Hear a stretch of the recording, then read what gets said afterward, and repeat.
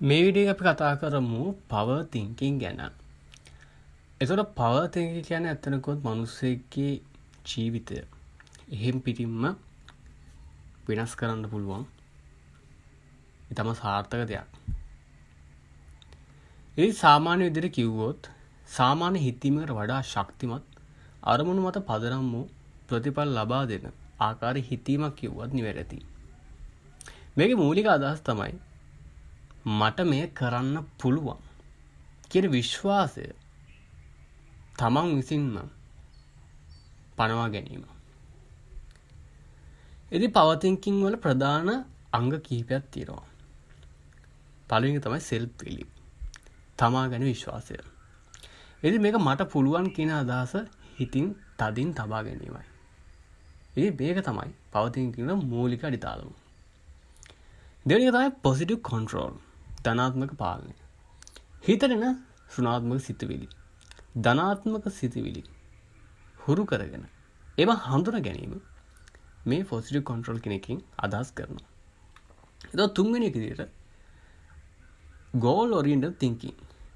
අරමුණු මත හිතීම power thinking වල තුන්වෙනි අදියර විදිහට සලකනවා. ඉතින් එය හිතන්නේ වාසනාව ගැන නොව ඉලක්ක ගැන. මට මේක ලැබෙන්නේ කොහොමද කියලා හිතීම තමයි goal oriented thinking වලින් අදහස් ගන්න. හතරවෙනි එක decision power. තීරණ ගැනීමේ ශක්තිය. බියෙන් නවතින්න නැතුව වක්කීමෙන් තීරණයක් ගන්නෙ මොකක්ද කියන එක මේ හතරවෙනි කාරණේ පැහැදිලි කරනවා. පස්වෙනි එක mental discipline. මානසික ශික්ෂණය. හැඟීම් විසින් නොව බුද්ධියෙන් හිතන්න පුළුවන් වීම තමයි මෙන්න මේ mental discipline වලින් එහෙම නැත්නම් මානසික ශික්ෂණයෙන් හිතන්නේ. හරි. සරල උදාහරණයක් ගමු. සාමාන්‍ය හිතීම. සාමාන්‍ය හිතීමෙන් ඔබ මෙන්න මේ වගේ අදහස් ඔබට එනවා. මේක අමාරුයි. මට නම් බෑ මේක කරන්න. හැබැයි power thinking වලදී ඔක වෙනස්. power thinking වලදී හිතන්නේ ඒ අරමුණම මේක අමාරුයි. නමුත් මම ඉගෙන ගන්නවා. කොහොම හරි ඉගෙන ගන්න කොහොමයි ක්‍රමයක් මේකෙන් මම හොයා ගන්නවා. right. මේක තමයි power thinking වල සහ සාමාන්‍ය සිතීම. එහෙනම් normal thinking වල වෙනස. normal thinking වල මේක අමාරුයි මට කරන්න බෑ. නමුත් power thinking වල හිතන්නේ මේක අමාරුයි. නමුත් මම කොහොම හරි ඉගෙන ගන්නවා. ඉගෙන ගන්න ක්‍රමයක් හොයාගෙන මේක ජය ගන්නවා. right. ඔක තමයි power thinking. කියන්නේ ඒ කියන්නේ මැජික් එකක් නෑ. නමුත් හිතට කියන්නේ තදින් කාවද්ද ගන්නවා මට මේක කරන්න පුළුවන් කියලා. ඉතින් අතන power thinking කියන එක ඔබට පැහැදිලි කියලා මම දැන් හිතනවා. ඉතින් power thinking වල ඔබට ලැබෙන ප්‍රයෝජන ගොඩක් තියෙනවා. කෙටියෙන් කිව්වොත් ආත්ම විශ්වාසය ඉතාමත් හොඳින් වැඩි වෙනවා.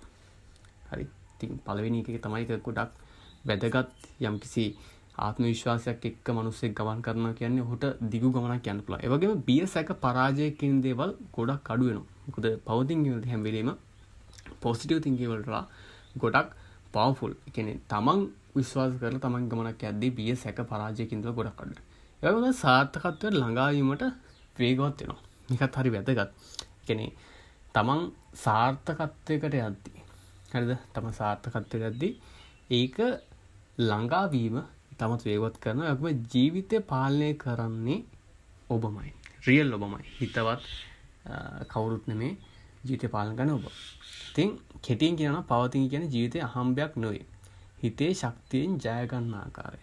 ඉතින් ඔබ මම හිතනවා මේ වීඩියෝට ගොඩක් කැමති වෙයි. ඉතින් හම්බු දෙයක් නෙමෙයි. හරිද? මේක හරිම සරලයි.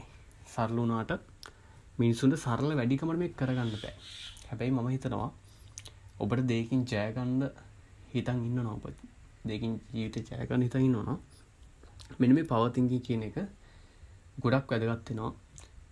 ජීවිතේ යම්කිසි අරමුණක් සාක්ෂාත් කරගන්න. ඉතින් මම හිතනවා මේක ගොඩක් ප්‍රයෝජනවත් වෙයි ඔබට ජීවිතේ යම්කිසි දෙයක් ගිනා ගන්නට. ඉතින් වීඩියෝ එක හොඳ නම් ලයික් කරන්න කමෙන්ට් කරන්න එන. ගිහලා එන්න හැමෝටම සුබ දවසක්.